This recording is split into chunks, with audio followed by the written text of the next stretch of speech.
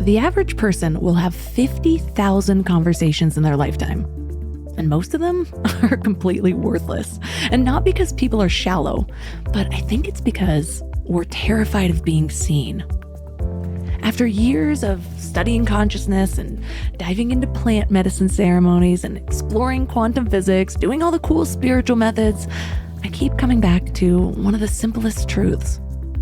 The most powerful tool for change is conversation. Real, raw, vulnerable conversation. I see this all the time in coaching. I mean, think about it. What is therapy? What is coaching? At its core, it's two people talking. But not just any kind of talking, because we don't change when someone tells us what to do. We change when we come to our own realizations through dialogue. When we hear ourselves say something that we've never admitted before. When someone asks us that one question that cracks everything wide open. I was at a dinner party in November, and I was actually trying to practice what I preach about being present. I was there consciously, and this woman was telling me about how she couldn't seem to get her art business off the ground. And something in the way she said it caught my attention. It wasn't about strategy or marketing. There was this deep-rooted doubt in her voice. And so I asked her, when's the first time you remember feeling that you weren't good enough as an artist? And she suddenly got quiet. And then the tears started coming. And she told me about being 8 years old, showing her dad a drawing that she was really proud of, and him telling her that she just wasn't good enough to be an artist. Well, she looked at me and said, no one's ever asked me that before.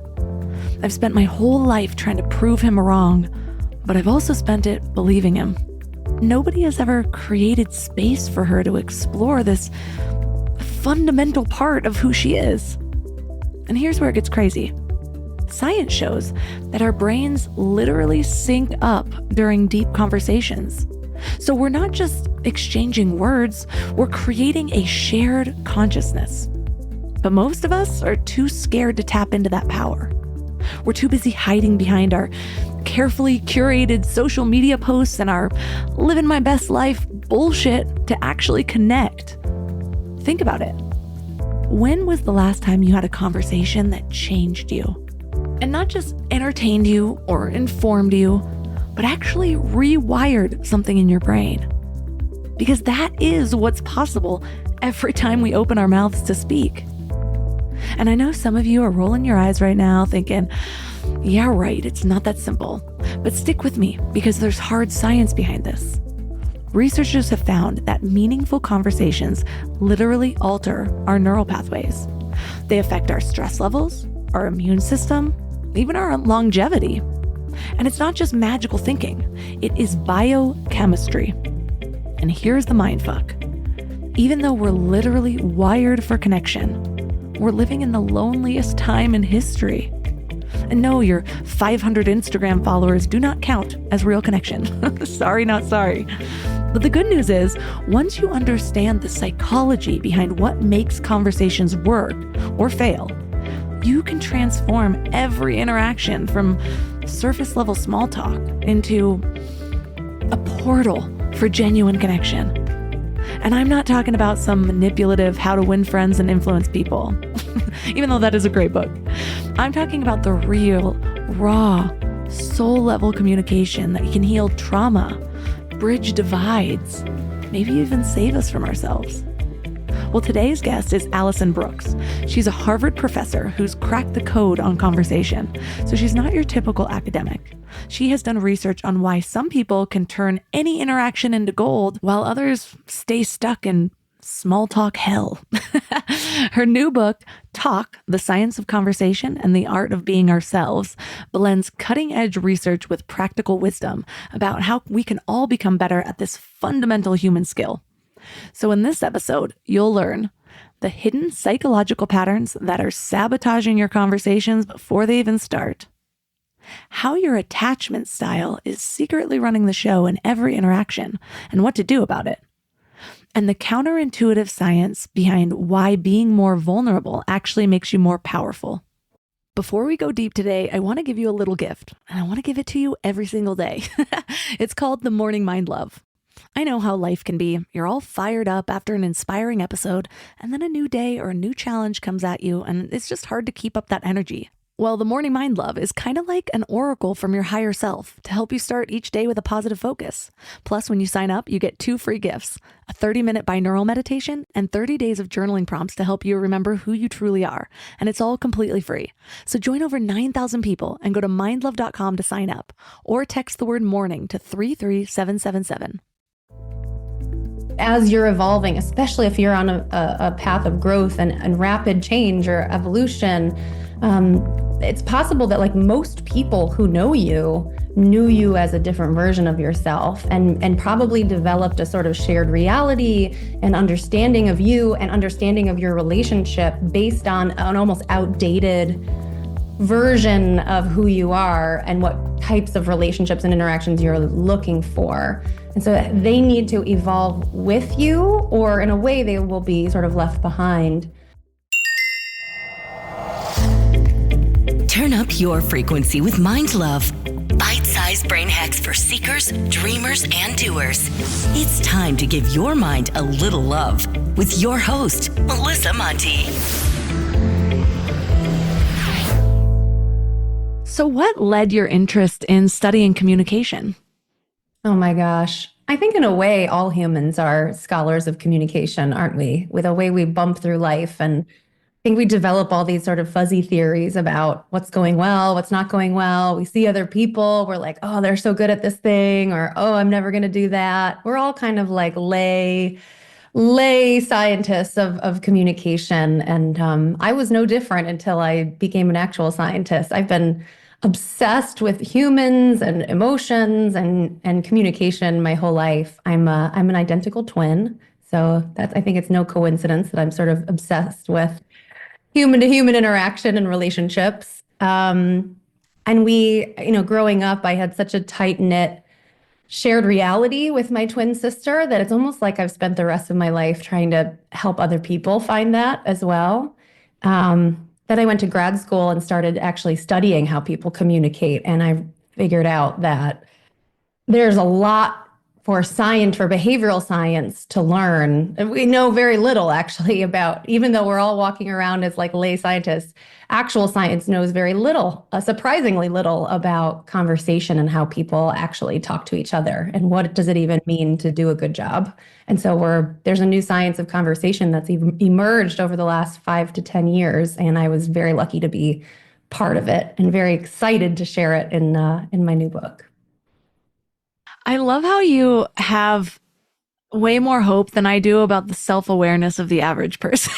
You're like, we're all kind of little scientists. I'm like, I know I am, but I found that not a lot of people meet me there. I'm like, why aren't you questioning any of this?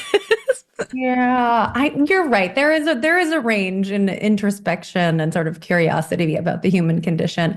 I think everybody has a little bit of a fuzzy curiosity, or at least maybe it's more self-focused for some people than others, of like, oh, well, what did I just do that didn't go well? Or what did I just do that was totally awesome?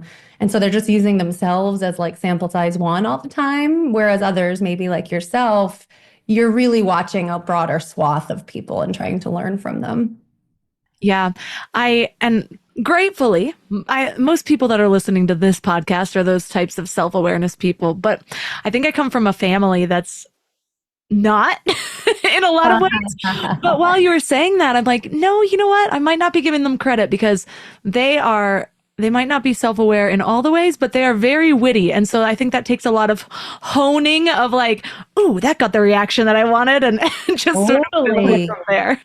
Oh my God. Okay. So they're witty. In what ways do they seem less good at the sort of observational science of communication, or less self-aware? Because wittiness does require a lot of sort of social sensitivity. In what ways are they less sensitive?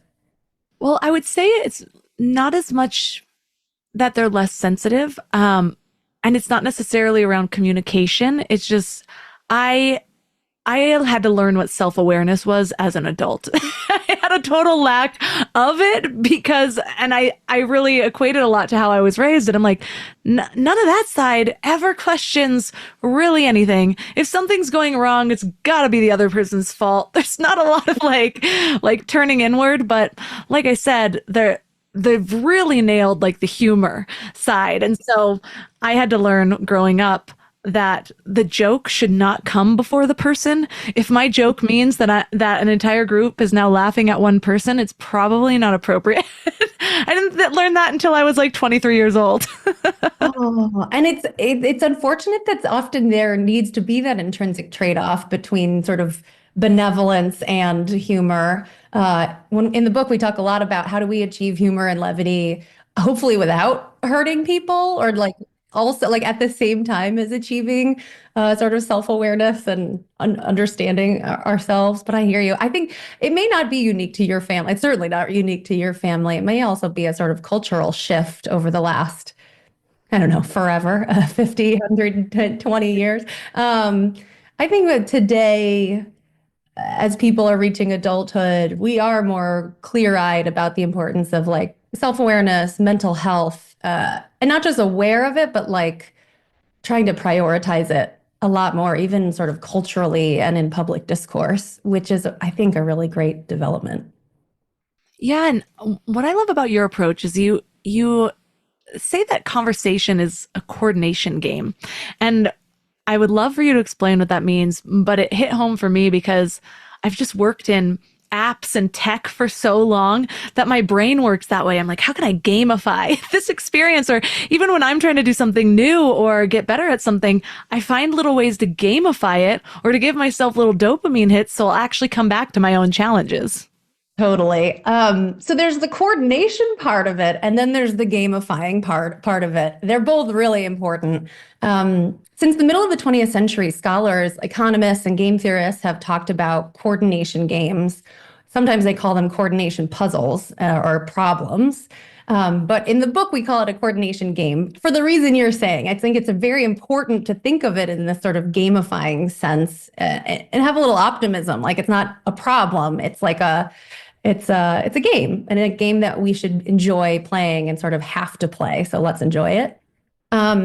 Coordination and the coordination games in the classic sense are any time two or more people make independent choices without talking to each other that have interdependent outcomes. So a canonical example is like the game of chicken, where people are hurtling towards each other and they're getting closer and closer, and they both have to make this choice. Do I veer right or do I veer left?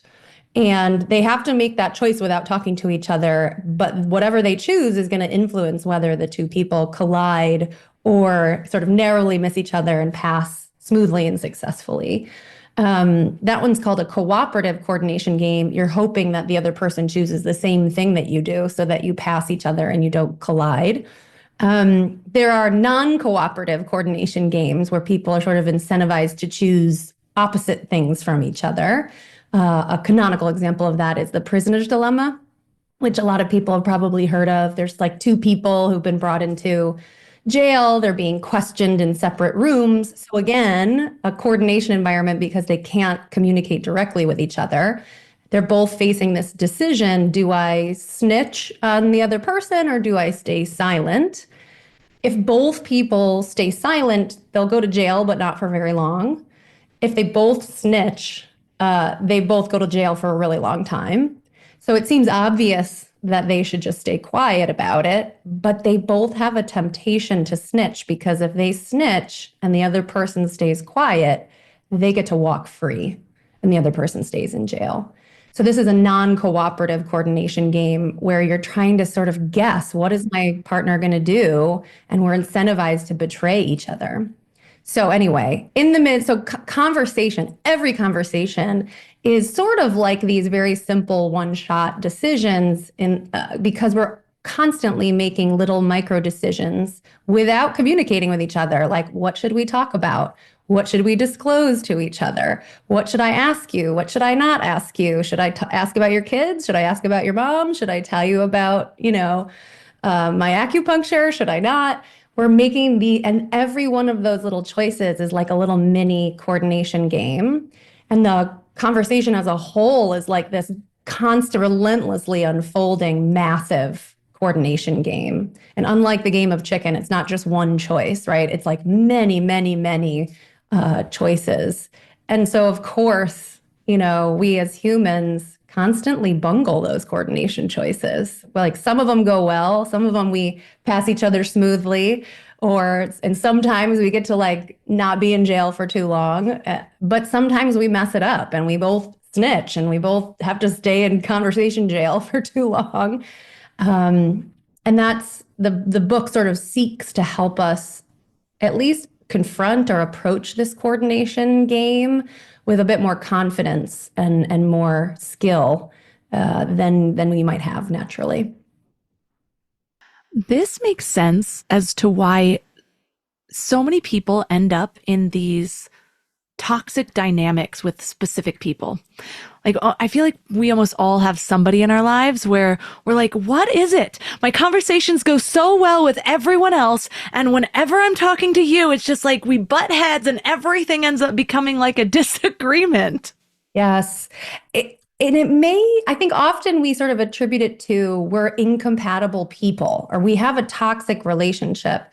When in fact, there probably was one sort of inciting moment. There was a first seed of a moment where you had your first disagreement that probably wasn't managed well, that sort of spiraled downward. And when you've landed in this equilibrium in your relationship where you've developed habits of how you relate to each other, what you know about each other, how much you like each other or dislike each other, that you've landed in a sort of unhealthy or toxic equilibrium, it's very hard to break out of that kind of toxic equilibrium.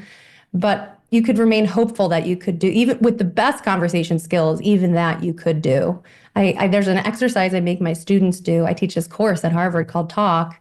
And one of the final project options is called the relationship reboot, where they have the option to reach out to someone that they've lost touch with entirely. Like not only was it toxic, but they no longer are in touch.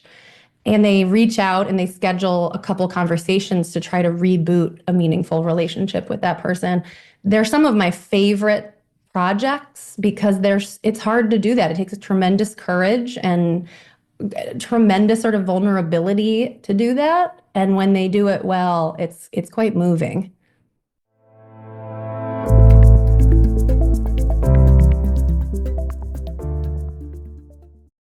You know what's crazy? After all these years of hosting Mind Love and talking to some of the world's leading experts, one of the biggest eye-openers for me has been just how much our gut affects, well, everything.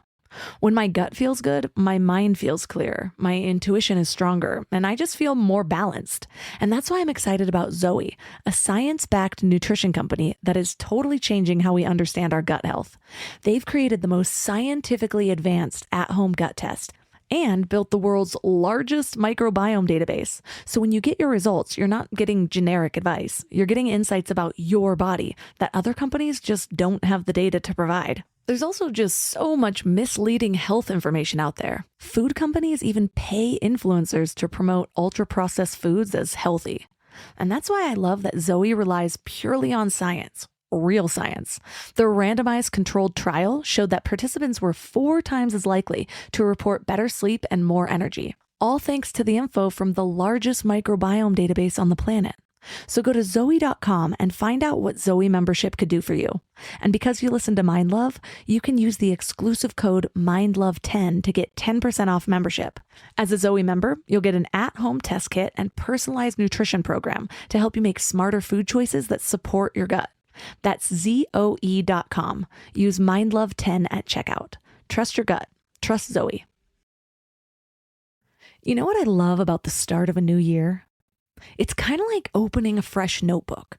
365 blank pages just waiting to be filled with your story. But sometimes we get stuck trying to write that story alone. Maybe there's a chapter you've been wanting to revise, or maybe you're just ready for a whole new plot twist in 2025. But here's what I've learned from my own journey with therapy. It's kind of like having an editorial partner for your life story. someone who helps you see the patterns that you might have missed, who gives you the tools to write stronger chapters ahead. And that's why I'm so excited about BetterHelp. They've made therapy accessible and easy, serving over 5 million people worldwide. With over 30,000 credentialed therapists, each with different specialties, you can find someone who really gets your unique story. But what I love is how flexible it is. Everything is online, and you can easily switch therapists anytime at no extra cost until you find the perfect fit. And it's not just for people that are dealing with major challenges. Therapy can help anyone become the best version of themselves. So write your story with BetterHelp. Visit betterhelp.com/mindlove today to get 10% off your first month. That's BetterHelp, HELP.com/mindlove. Yeah, I'd love to play around with that. I'm thinking of, because you're right, it's usually not, I mean, yes, I'm sure we've all met people where it's like, ooh, just this person is rubbing me the wrong way. But I'm actually thinking about several relationships where everything was fine for about 10 years. And then all of a sudden it goes sour, even like 25 years with certain family members. And now I'm like, how do I get out of this? But even in trying, in having that self-awareness and being like, okay, I'm going to try something different. I'm going to yes and everything from this conversation instead of actually saying what I say or what I want to say. And then it just feels like we lose ourselves a little bit. So how can someone come to a conversation, whether it's normal or potentially difficult, and where's that balance of openness and allowing the conversation to guide you versus also staying authentic and true to who you are? I know, it's a really hard one. Every relationship in your life, even with an encounter with a stranger, but certainly every relationship with coworkers, with family, with friends, is just a repeated sequence of conversations over time. There's these beautiful illustrations by an artist named Olivia de Ricat called Closeness Lines that they were in the New Yorker a few years ago. I love them. They're reprinted in the book. But the idea is that you could map the sort of closeness of every relationship as two lines sort of converging and diverging and changing and then ending over time. They're really beautiful and moving. You think of like a one-night stand as just like straight lines that cross at one point. You think of a parent, maybe you're really, really close when you're kids and you drift apart, then you come back together and then their line ends before yours does. And so seeing relationships mapped in this way, I think is very poignant. When I look at her closeness lines, what I see missing are the sort of knots along the line. Where are the conversations? What happened in each of the conversations that maybe pushed your closeness lines apart or pulled them back together? In the book, we talk about a metaphor that each one of those knots is sort of like a light bulb, like a string of cafe lights. And our tiny micro decisions in each conversation have the potential to make each one of those bulbs sort of glow a little bit brighter. But then you get to this question that you're asking, which is, okay, well, let me see if I try to be receptive to someone who I disagree with or I don't like being around, but I still feel obligated to interact with. I can make our conversations go more smoothly, but at some point that becomes unrewarding to me. I don't feel like I'm actually learning much from them. It doesn't feel enjoyable. Then I ruminate about it. Then I question, who am I? Why am I being weak, etc. I think it's helpful to reflect about what you have control over and what you don't have control over. During a conversation, you have control over your own choices, right? You can control how you react to somebody in difficult moments, but you can't control what they say or do, which is endlessly maddening, right? For everyone who has like controlling impulses, it's really frustrating that conversation is co-constructed. You actually cannot control the whole thing. And every time your partner says something new, it creates this new, spontaneous, immediate context to which you need to respond. So that's hard. And then ultimately, if you have enough unrewarding conversations with somebody, you have control. You sometimes have the option to sort of deprioritize them in your life. And I think that's sort of what you're grappling with, which is like, at what point do I just say, this isn't rewarding enough anymore? And there are a lot of people in the world who bring me a lot of joy and from whom I like being around better.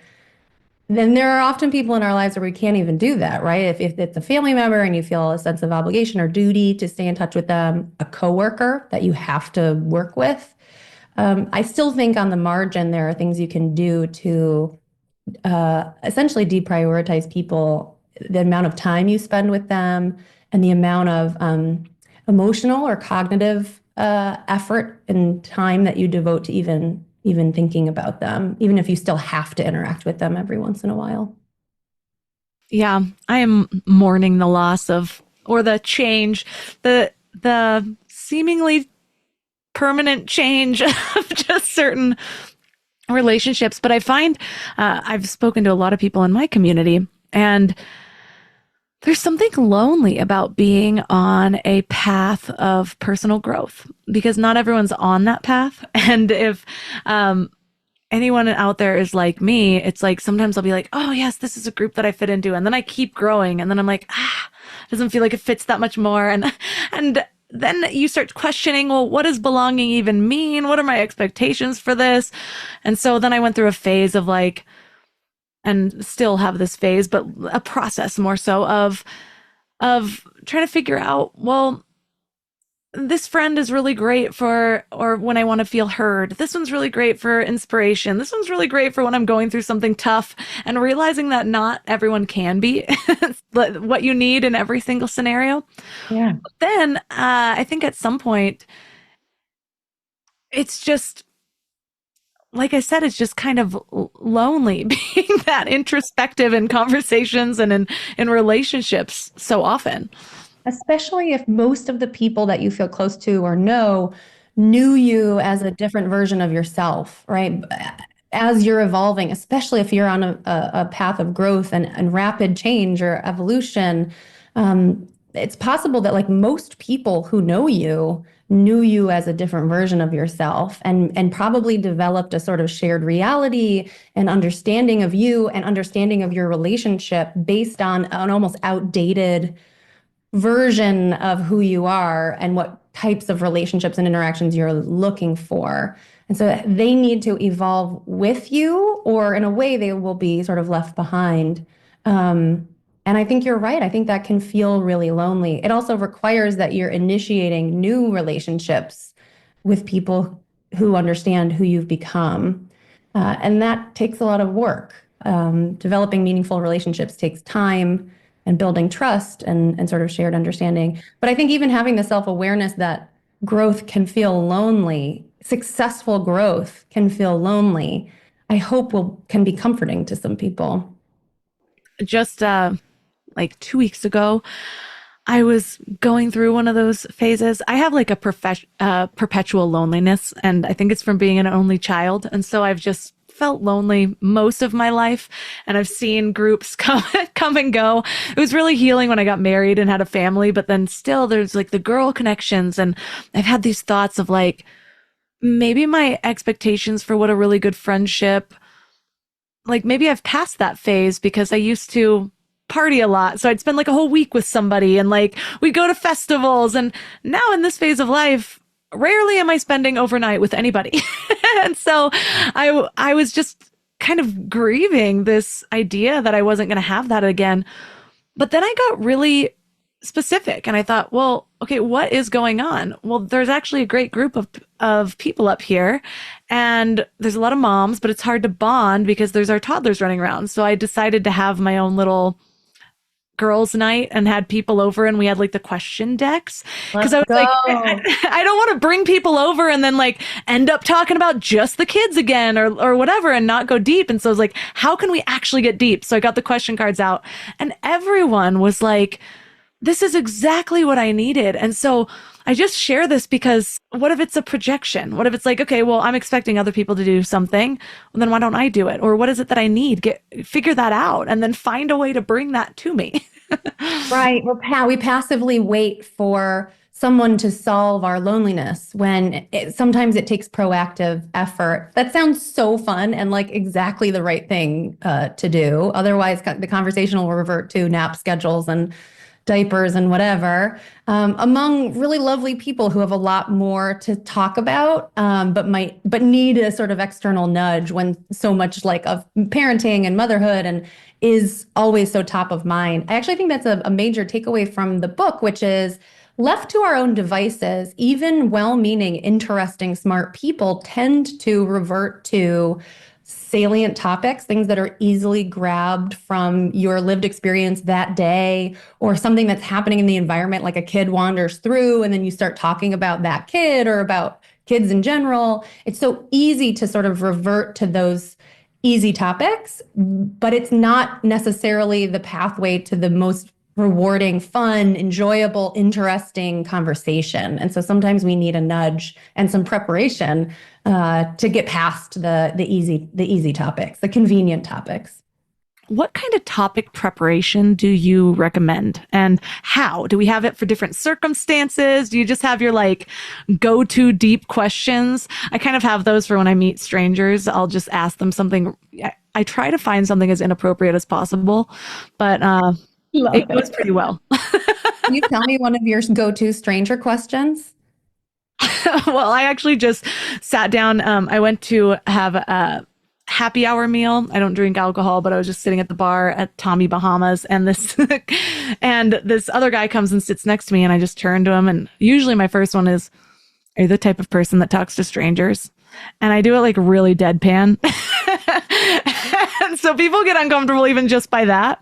But then I like to It's so comforting. I honestly it's surprising, but it's not uncomfortable. It's sort of like delightfully comfortable. I'm sure they love it. Well, and then he was like, "Well, I don't think anybody really is." And he kind of tried to brush me off, but I didn't really stop. I like asked him something else, but then I saw his notifications on his phone go off, and I just was like, "What kind of subreddits do you subscribe to?" And he knows that I'm snooping his notifications, and he gets all red.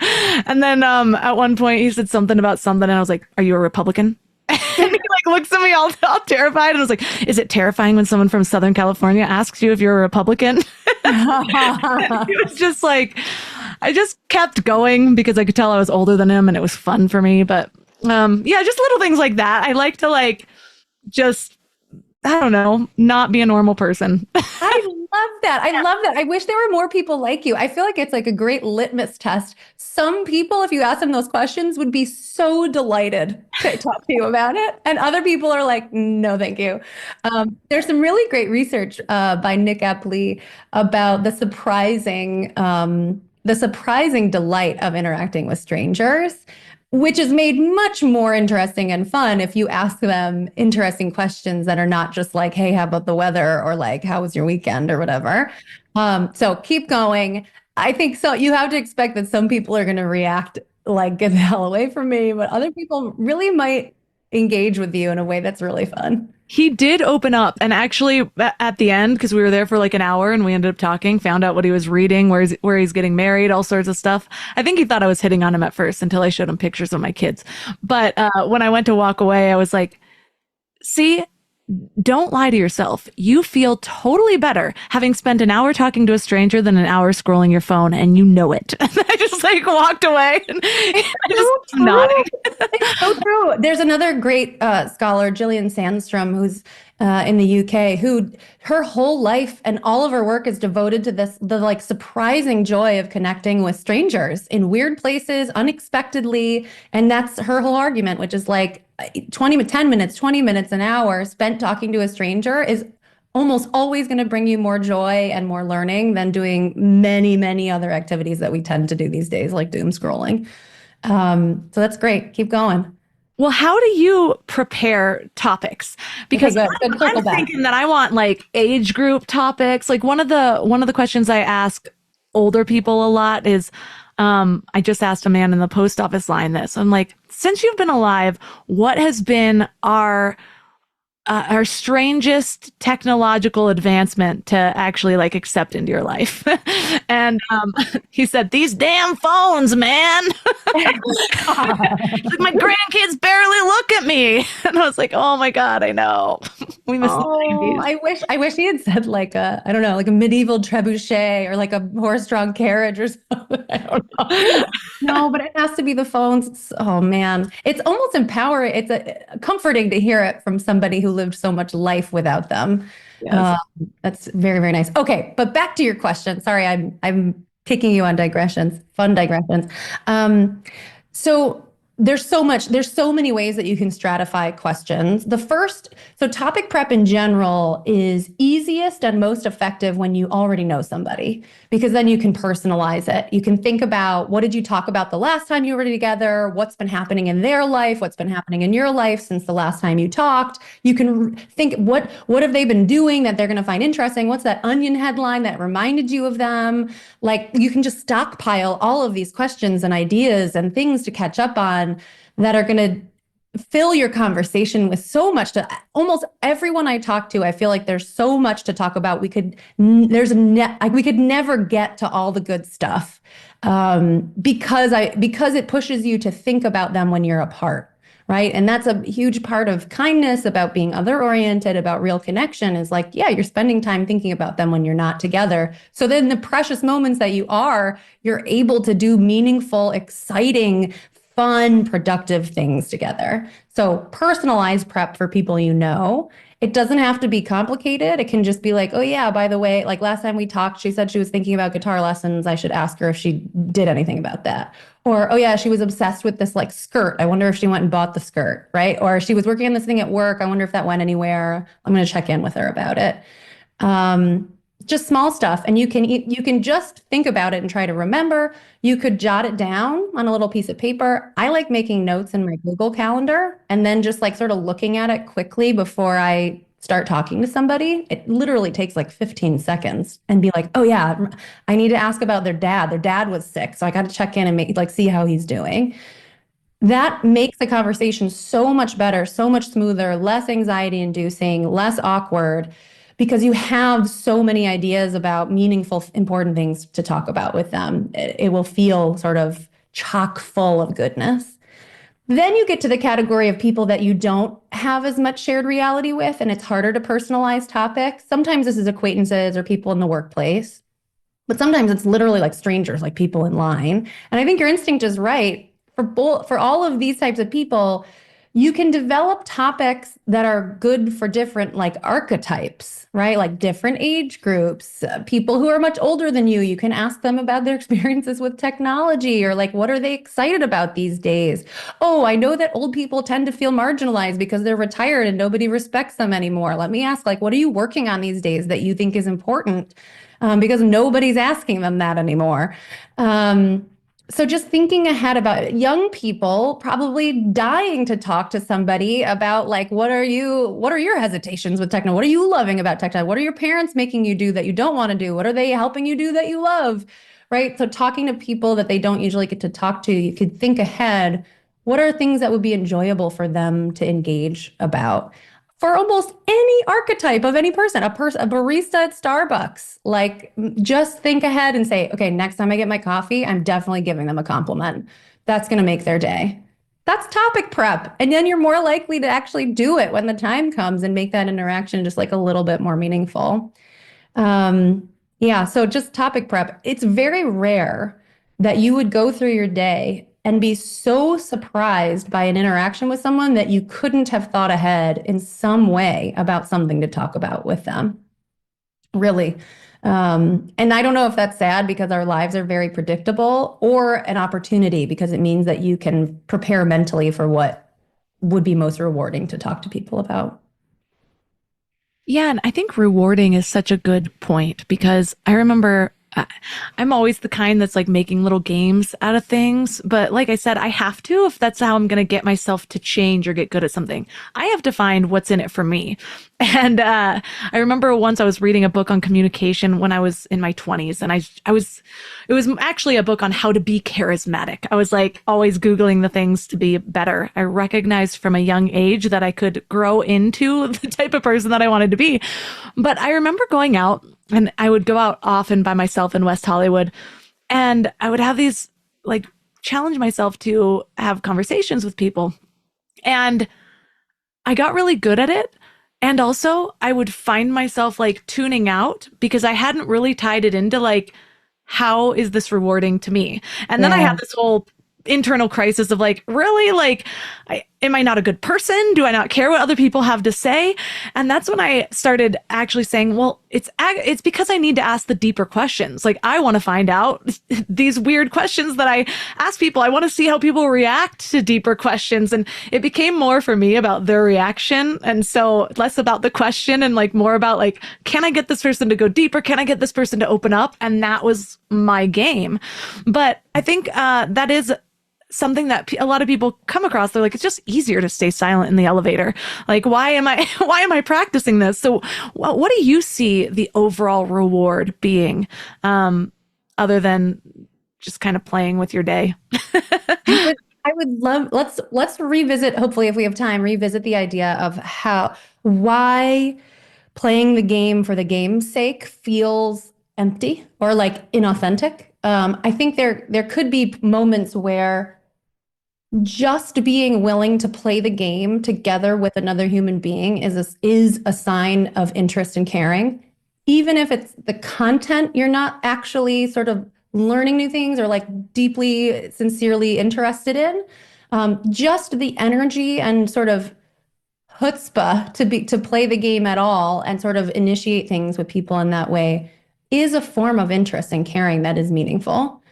So let's set that aside for 1 second. It's a topic that comes up a lot in my class because once you learn sort of like hacks about any sort of advice about how to communicate more effectively, whether it's to like try and be more charismatic or, ask more questions or make jokes or whatever, it's easy to say, well, is this just a game? Am I just like playing a game and trying to win a game? But let's put that to the side for a second, because your question is a really big one, which is, what are the rewards of conversation? Like, what are we doing here? What are we looking for? The answer is that, every person that's involved in a conversation is likely looking for different things. And it's a sort of vast constellation of motives. In any one conversation, people always have at least one goal or they wouldn't bother talking to each other at all. So even in this sort of gamifying it, we're going to ask a silly question to a stranger in an elevator. You had some goal of like, well, I just need to engage with somebody. I just need to make this day more interesting for myself by doing this. That's like one totally legitimate goal. Usually when you really have conversations with people, you have many more goals than that. In the book, we talk about a framework to help us organize the many goals that people pursue in conversation. There's no judgment about that, like one goal is more important or better than another. The idea is like, let's develop more self-awareness about what the possible goals are, so that we can just have like a little bit more awareness of what are we aiming for, even if it's just to be polite. Like sometimes you just need to uphold the expectation that you need to respond to somebody when they're talking to you. That's a legitimate goal. Like, good for you. You're a polite person. Great. Sometimes it's just to be together and have fun, right? Sometimes when I talk to people, they're like, well, I don't have a goal when I'm talking to my kid. I just love them. I'm like, that is the goal. Like, you want to express your love to them. You want to understand their mind. You want to be together. Like, there's so many goals just there. And like, I'm just with them and I love them. So this framework that we talk about, we call the conversational compass. There are two axes. The horizontal axis is relational. So it maps our goals from high relational goals that aim to help the other person or help the relationship, all the way down to self-interested goals that serve you. That does not mean that they're evil. It just means that it's stuff that as humans, we have to look out for ourselves, for safety, for survival, for learning, for all of these things. So that's the horizontal spectrum. The up and down sort of y-axis of this compass is informational goals. At the top are high informational goals, where we're seeking to exchange a lot of information. It's sort of the most obvious point of conversation. It's why humans evolved the capacity for dialogue at all, is to exchange accurate information. It's where making decisions, brainstorming, persuasion, learning, teaching, advice all live in this sort of high informational world. But what's really important, and we often forget, is that we have tons of low informational goals. Like, often we don't actually want to exchange a lot of information. Sometimes we just want to be together and like chill out and have fun together. Sometimes we want to feel safe and protected, or even like keep a secret or conceal information. That's not bad or evil. That's just a low informational goal. And so we live in all four quadrants of this compass. The high relational, high informational is about connection.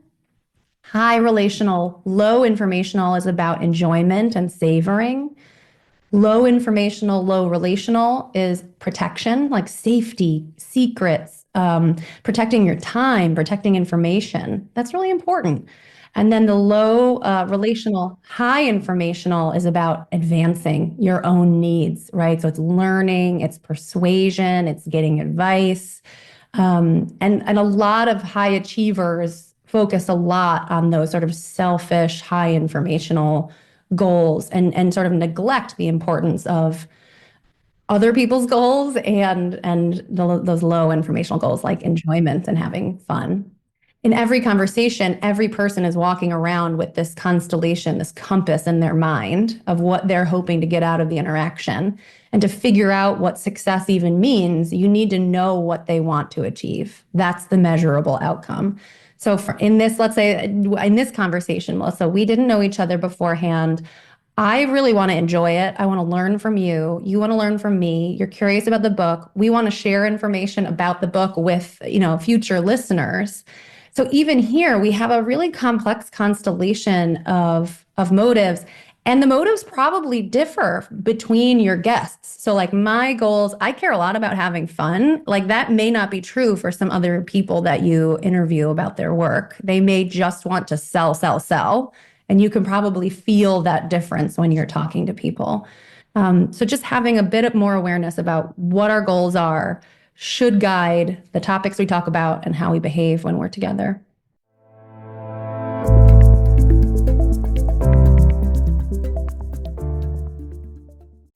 Imagine what's possible when learning doesn't get in the way of life.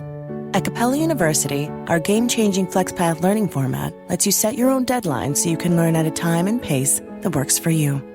It's an education you can tailor to your schedule. That means you don't have to put your life on hold to pursue your professional goals. Instead, enjoy learning your way and earn your degree without missing a beat. A different future is closer than you think with Capella University.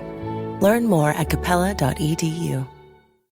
This episode is brought to you by Indeed. We're driven by the search for better, but when it comes to hiring, the best way to search for a candidate isn't to search at all.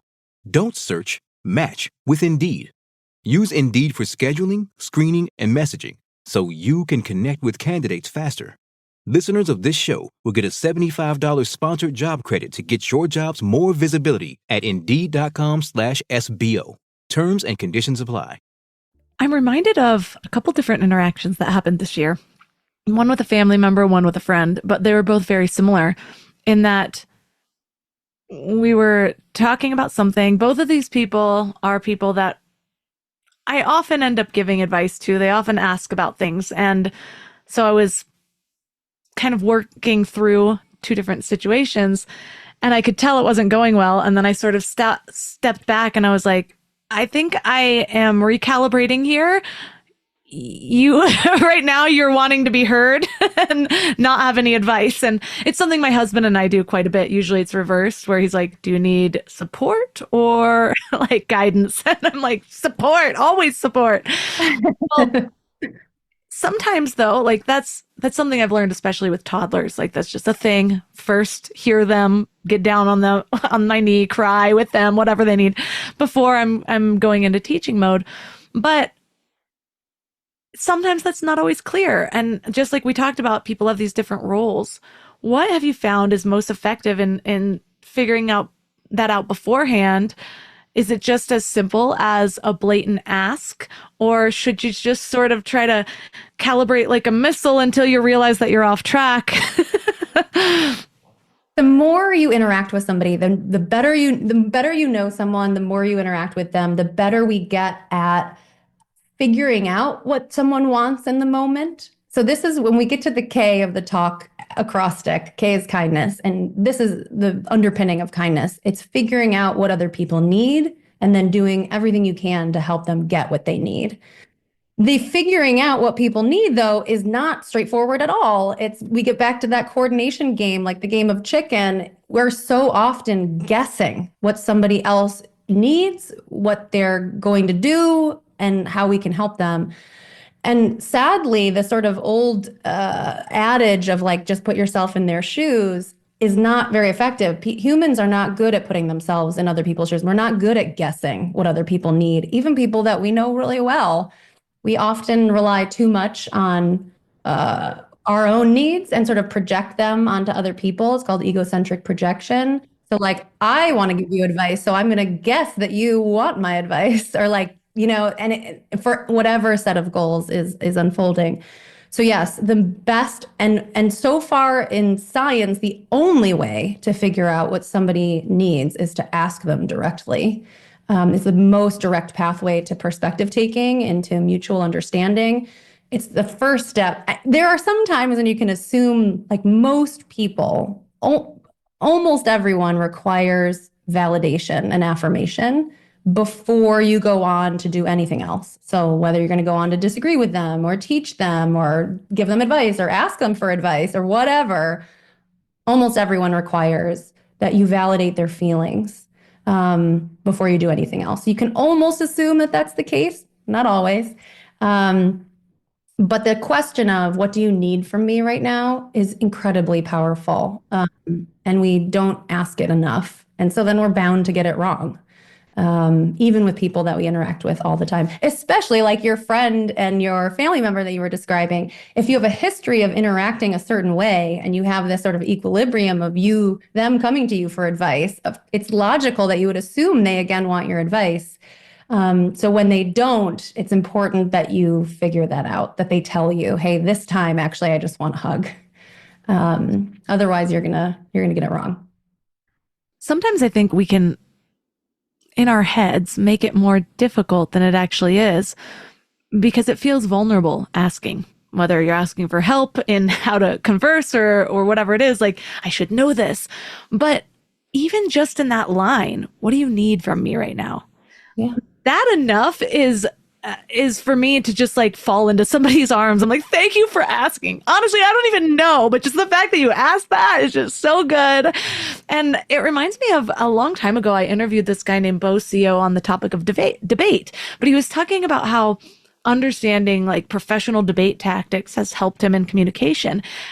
And the thing that stuck out for me the most in that interview that I still use today was how he talked about like how often when we're arguing with somebody, we start getting all over the place because then we're proving this point, then this point, and then nobody knows what they're talking about anymore. And so he would just stop and say, hold on, what are we trying to get to? What's our goal here? And It reminds me a lot of this conversation here, whether it's in a heated debate or in an actual conversation. It's reminding yourself to stop getting carried away with your ego's stories or what your ego's agenda. Instead, just come back and say, what is our combined goal? How can we be here now together? There's an amazing academic paper about this where they studied how negotiators, if you talk about your superordinate goals, the goals that you all agree on, before you start the sort of hard topic, the one that you disagree about, you're in a way better position to actually do the hard part. And that's true of all conversations. And you don't always have to do it at the beginning. You could say like, pause. Let's remember all the 1 million things that we agree about. That we all love each other. We want this to go well. We want this. We want that. We love ice cream. We love warm temperatures, right? Like often when you get lost in a moment of difficulty or disagreement, we have a tendency to over focus on that topic and that issue. And we forget about the many, many other things that we agree about. Usually you agree about many more things than you disagree about. But the point of disagreement becomes over-focalize on it. A good question. So what do you need, or like, what are we aiming for here, are helpful. A question that I have gotten in the habit of asking is, how can we make this rewarding for you? That's it. That's what you need to know, is like, how do we make this interaction, our relationship, this situation, how do we make it rewarding for you? Do you need it to be fun? Do you need a hug? Do you want me to challenge you? What do you need? The thing that makes it really tricky, so definitely ask those questions more than we do. We should all be asking those questions. The thing that makes it tricky is that people often don't know what they need. Sometimes don't know what they want and need, or what unfolds during the conversation actually changes what you want or need, right? So this compass of motives and goals that we talked about can sort of shift on a dime. All of a sudden, I say to you, Melissa, I've been following you forever and I'm in love with you and like, come move in with me. What do you think? All of a sudden you're like, oh shit, now like I got to do this dance of like, no, I'm not coming to move to you and be with you. I have children and a life. What are you talking about? The revelation of new information can change what you want out of a conversation at any moment. And that's part of what makes this task of figuring out what other people need quite tricky, is that it's always changing. It's like when the guy at the bar saw the pictures of my kids and realized he could let his guard down because he was engaged. It was that moment. All of a sudden, his goals change. He thought there's no longer even a sliver of a chance that you were hitting on him. And now it changes into a maybe perhaps less threatening, less stressful, more interesting interaction with a friendly and odd stranger at the bar who's asking about his interest in subreddits, right? Well, one thing that fascinates me and is just the idea that so often we're creating these micro judgments against people based on how they react or what they're willing to talk to, how they talk to. Even if we don't realize that we're doing it, I think we're making more micro judgments than we see ourselves making, some more aware than others. But one thing that you bring up in your book is that our conversation patterns actually reflect our attachment styles. And that, it was like one of those moments of unlocking a new understanding for me, because I am the type of person that can get frustrated when people don't go deep. Again, this last week was another eye opener of like, no, people can go deep. Some people just need more of a nudge than someone like me. But yeah, I realized in reading that I had formed a sort of judgment with surface layer people. I'm going to put them in a box. So tell me how our conversation patterns reflect our attachment styles, and how childhood experiences shape that. Yeah, I think the longer I study conversation, the longer I study psychology, the more I'm reminded there are a lot of people in the world and we are remarkably different from each other. And it's just, so I have an identical twin. I think I mentioned that.